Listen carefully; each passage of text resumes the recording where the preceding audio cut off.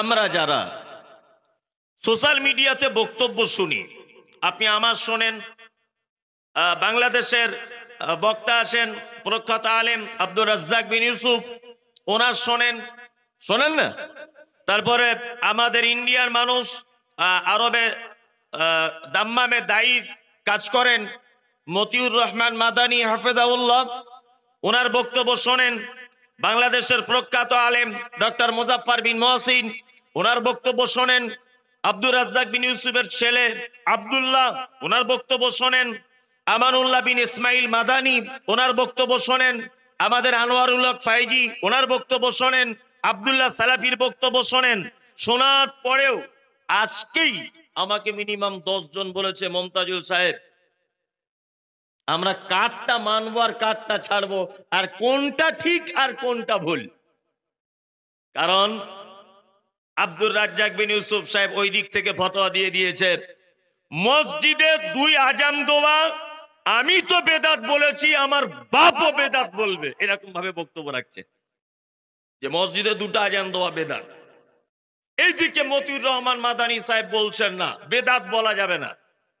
ভালো করে বুঝবেন কথাগুলো, বেদাত বলা যাবে না। কারণ হযরত উসমানের থেকে একটা সহি রওয়ায়াত আছে, কেউ প্রয়োজনে দিতে পারে, তবে বেদাত আলাদা জিনিস, বেদাত বলা যাবে না। তবে এখনকার দিনের মাইকের যা সিস্টেম, বিজ্ঞানের যা উন্নতি, তাতে করে এখন আর 2 আজানের প্রয়োজন নেই। তাহলে দুজনেই তো সহি আকীদার আলেম, আলেম না? তারপরে তো আছে গাঁজা টানা পীর, ফকির, 12 হাত পাগড়ি, ন্যাংটো হুজুর, অমুক পীর, তমুক পীর, বড় পীর, মেজ পীর, ছোট পীর, এ তো আছেই, আছে না? আচ্ছা, পাবলিক, জনসাধারণ যারা কিছু কম বোঝে আর কি, লেখাপড়া জানে না, তারা যদি মোবাইলে এইগুলো যদি দেখে, বিভ্রান্তির ভিতরে পড়বে কি পড়বে না? পড়বে। অনেক মানুষের এটা প্রশ্ন নয় যে কারটা বিশ্বাস করি, মুমতাজুল একরকম বলছে, তানভীর একরকম বলছে, জামিরুল একরকম বলছে, আশরাফুল একরকম বলছে, কারটা মানি বলছে না?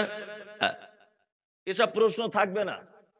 একটা জায়গা আমাদের ভুল হচ্ছে এই কারণে, আপনি যদি কিয়ামত পর্যন্ত যদি বেঁচে থাকেন, তাহলে কিয়ামত পর্যন্ত এই সমস্যার সমাধান আপনার পক্ষে করা সম্ভব নয়। কারণ আমরা একটা জায়গা থেকে পিছিয়ে এসেছি। যারা জ্ঞানী মানুষ তারা খুব ভালো করে বুঝবেন, যাদের মাথাতে কিছু নেই, এমনিতে বসে আছে, তারা ব্যাপারটা বুঝবে না।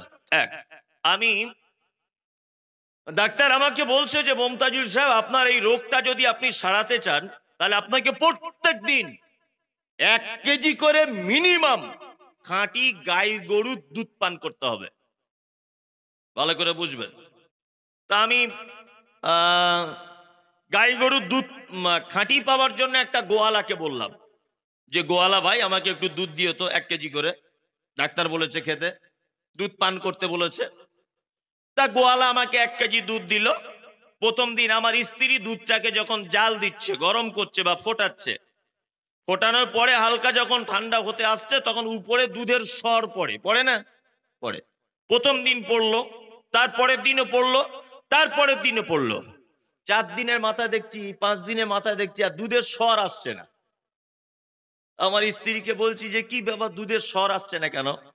তা আমার স্ত্রী বলছে যে এটা অরিজিনাল নয়, বোঝানোর জন্য বলছি। আমার স্ত্রী বলছে আমি তো মেয়ে মানুষ, ব্যাপারটা বুঝি না। তা আপনি যদি গোয়ালাকে জিজ্ঞেস করতেন এটা উত্তম হতো। গোয়ালাকে বলছি ভাই কি ব্যাপার, প্রথম 4-5 দিন তুমি ভালো দুধ দিয়েছো, এখন মনে হয় কিছু করছো।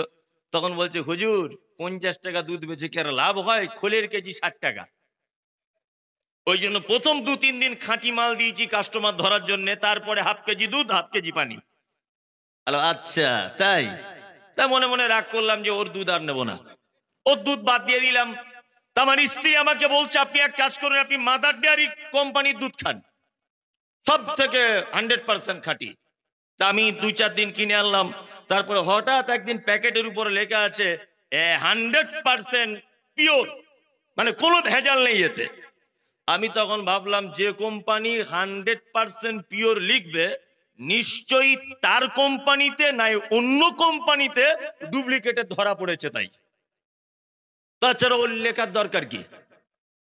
তার মানে ও এটা বোঝাতে চাচ্ছে আমারটা খাঁটি, বাকিটা ডুপ্লিকেট। তা ওটা 10-12 দিন খেয়ে মনোপুত হলো না। তা আমার স্ত্রী আবার বলছে তুমি রেড কাউ খাও। তা আমি রেড কাউ খেলাম, ওতেও বেশ শুট হচ্ছে না। এই খাঁটি দুধ খুঁজতে খুঁজতে খুঁজতে খুঁজতে খুঁজতে খুঁজতে আমার মোটামুটি 1 মাস পার হয়ে গেল, 5-6 হাজার টাকা খরচা হয়ে গেল এটা ওটা দুধ কিনতে। আমি কত বড় বোকা! আমি যদি 2,000 টাকা 8,000 টাকা দিয়ে একটা দিশি মরা রোগা যদি গাই গরু কিনতাম, আচ্ছা বলুন তো আমি খাঁটি দুধ পেতাম কি পেতাম না? পেতাম। তাহলে আমরা কত বড় বোকা!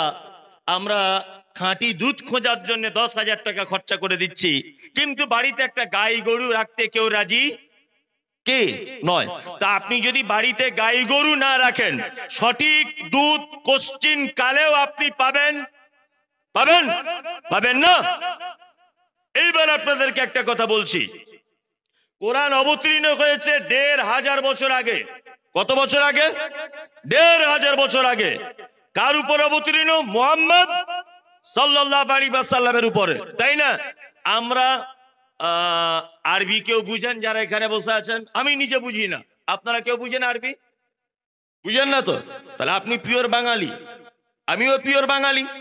আমি একটু একটু বুঝি আর কি, খুব ভালো যে বুঝি তা নয়, একটা দুটো শব্দের মানে মতলব জানি। যাই হোক, এখানে হাত তুলে বলুন যে আমার বাড়িতে বাংলা কোরআন আছে, এরকম কোন লোক বলুন তো, তুলুন।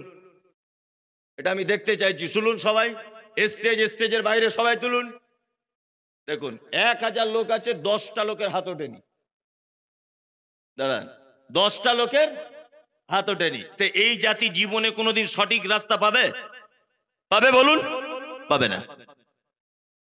আপনি কেন, আপনার মনে এই প্রশ্ন কেন যে একরকম বলছে একরকম বলছে, কেউ কিছু বলে না? আপনি তো বছরে সারাদিন বিড়ি টানেন 20 টাকার করে, 2 বান্ডিল আপনার বিড়ি লাগে। এই জাতি কোশ্চিন কালো পরিত্রাণ পাবে? যে জাতি তার জলসায় জিলাপির দোকানে 50 কুইন্টাল জিলাপি বিক্রি হয়, অথচ কোরআনের এবং বাংলা বইয়ের দোকানগুলো বসে আছে, একটাও বইওয়ালার বাংলা কোরআন বিক্রি হয় না জলসাতে, অথচ 27 কুইন্টাল জিলাপি বিক্রি হয়ে যায়, 2 লাখ টাকার বাদাম বিক্রি হয়। এই জাতি কিয়ামত পর্যন্ত সঠিক দিন পাবে? পাবে? ও সঠিক জিলাপি খুঁজতে পারবে, সঠিক দিশি বাদাম খুঁজে পাবে, সঠিক ইসলাম পাবে না। এখনো বলছি, কাল সকালবেলাতে কোরআন হাদিস কিনে আনুন বাড়িতে। বছরে একবার জলসা শুনে সঠিক ইসলাম আপনি খুঁজে বার করতে পারবেন না। কি বললাম বুঝলেন? হ্যাঁ, আল্লাহ সুবহানাহু ওয়া তাআলা বলছেন সারা পৃথিবীর সমস্ত সমাধান এর ভিতরে রয়েছে। কার ভিতরে? এর ভিতরে। এবার আল্লাহর ভাষা শুনুন। সত্যি ওই জন্য আমি মাঝে সাঝে যখন কোরআন মাজিদ পড়ি, মানে স্টাডি যখন করি, শুধু তো বক্তব্য দিই তা নয়, গাড়িতে বসে বাড়িতে যখন যখন যে পরিস্থিতিতে থাকি স্টাডি করতে হয়। যখন স্টাডি করি তখন আল্লাহর ভাষাগুলো মানে এত মানে মনোমুগ্ধকর ভাষা, আল্লাহ সুবহানাহু ওয়া তাআলার এত বাস্তব, আপনি বিশ্ব অভিভূত হবেন। আল্লাহ তাআলা বলছেন ইন্না, নিশ্চয়ই, আরাজনাল আমানাতা আলাস সামাওয়াতি ওয়াল আরদ ওয়াল জিবাল, সর্বপ্রথম আমি এই কোরআন অবতীর্ণ করতে চাইলাম আসমানের উপরে, জমিনের উপরে, পাহাড়ের উপরে। ওয়াসফাকনা মিনহা, তারা 3 জন ভয়ে ভীত হয়ে গেল, তার দায়িত্ব নিতে চাইল না। ওয়া হামালাল ইনসান, অতঃপর আমি এই কোরআনের দায়িত্বটা তারা যখন অমান্য করলো, আমি তখন মানুষের কাছে দিলাম। ইন্নাহু কানা জালুমান জাহুলা, যাদেরকে কোরআন মাজিদ দেওয়া হয়েছে আল্লাহ এদের চরিত্র সম্পর্কে বলছেন, এদের দুটো চরিত্র, এক, এরা হচ্ছে জাহেল, 2, এরা হচ্ছে জালেম। জাহেলকে, জাহেল সেই যে এটাকে অধ্যয়ন করার চেষ্টা করে না, এ হচ্ছে জাহেল, যে এটা পড়তে জানে না। আর জালেমকে, জালেম হচ্ছে সেই লোক যে এইটাকে অধ্যয়ন করার পরে মান্যতা দিতে পারে না, এ কি? জালেম। তাহলে 1,500 বছর আগের কথা 2024 সালে মিলে যায় কি? একবার টেস্ট করা যাক। কোরআন মাজিদ আরবিতে পড়তে পারেন এরকম কারা আছেন? অনেক মানুষ, অনেক মানুষ ঠান্ডা হাত তুলতে পারছে না, অনেকজন। তবে আমি তো বলবো 50% হবে না। এখানে 1000 মানুষ থাকলে 300 জন পড়তে জানে, 700 জন জানে না। কথা ঠিক বলছি না? আরো কম জানে। 1500 বছর আগে আল্লাহ বলেছেন, তারা এটাকে না পড়বে আর না এটাকে তারা মানবে। এসব আয়াতগুলো পড়লে বাস্তবতার সঙ্গে মিলিয়ে দিলে খুব কষ্ট হয়। আল্লাহ তুমি আমাদের সকলকেই বিশেষ করে কোরআন মাজিদ তেলাওয়াত করার বেশি বেশি করে তৌফিক দান করো, আমিন আমিন। আজকে সারা পৃথিবী থেকে আমাদের বিশেষ করে ভারতবর্ষের মাটির ঐতিহ্যবাহী জিনিসগুলি আমাদের হাতছাড়া হয়ে যাচ্ছে। হাতছাড়া হয়ে যাচ্ছে না? হাতছাড়া হয়ে যাচ্ছে। বাবরি মসজিদটা গেল, এরপরেও বলছে তাজমহলটা যাবে শুনছি, তারপরেও আর একটা যাবে, কুতুব মিনারটা যাবে। এইভাবে দেখবেন আস্তে আস্তে আস্তে আস্তে আস্তে সব হাতছাড়া হয়ে যাচ্ছে। কারণ একটা, শুধু আমরা এই জিনিসটাকে ভক্তি শ্রদ্ধা এবং এর কথা মতো চলি না, তাই। তার মানে উপর মহলে জেনে গেছে এরা আর হজরত ওমর আর উসমান আলী এদের মতো মুসলমান নয়, এরা এখন নরমাল মুসলমান। ওই জন্য তারাও বড় সুযোগ নিয়েছে। আল্লাহ তুমি আমাদের কোরআনের প্রতি ভালোবাসা মোহাব্বত আরো বেশি বাড়িয়ে দাও, আমিন আমিন। আমি পবিত্র আল কোরআনের যে আয়াত তেলাওয়াত করেছি, এই আয়াত নিয়ে এবার একটু আলোচনা করার চেষ্টা করছি বিক্ষিপ্ত ভাবে। গত বছরে এসেছিলাম, ইসলামে নারীর মর্যাদা নিয়ে বক্তব্য রেখেছিলাম, এটা আমার মনে আছে আজও। আর আজকে একটা অন্য বিষয় আলোচনা করছি। সর্বপ্রথম আপনাদের জিজ্ঞাসা করে নি, আপনারা উত্তরটা ভালো করে দেবেন, তাহলে আমার বক্তব্য আগাতে সুবিধা হবে। এক, পৃথিবীতে যে যে কাজই করুক না কেন, তার প্রত্যেক কাজের পিছনে উদ্দেশ্য থাকে কি থাকে না? থাকে, থাকে। উদ্দেশ্য ছাড়া যদি কেউ কোনো কাজ করে তাকে মানুষ কি বলে?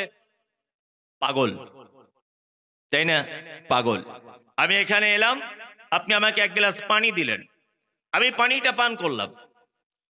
আপনি এই উদ্দেশ্যে পানিটা আমাকে দিলেন যে একজন মুসাফির মানুষ, একজন আলেম মানুষ, একজন বক্তা মানুষ, অনেক দূরের মেহমান, এক গ্লাস যদি পানি পান করাই, অন্তত পক্ষে আমার দুটো নেকি তো পাবে, দুটো তো নেকি হবে আমার। এই উদ্দেশ্য থাকে না? থাকে।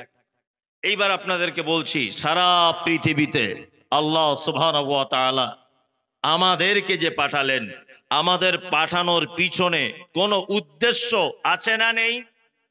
আছে। এটা এ বক্তব্য সবার শোনা। কি উদ্দেশ্য? ওমা খালাকতুল জিন্না ওয়াল ইনসা ইল্লা লিয়াবুদুন। শুধুমাত্র আমি জিন এবং মানুষকে সৃষ্টি করেছি এই কারণে যে তারা শুধুমাত্র আমার ইবাদত করবে।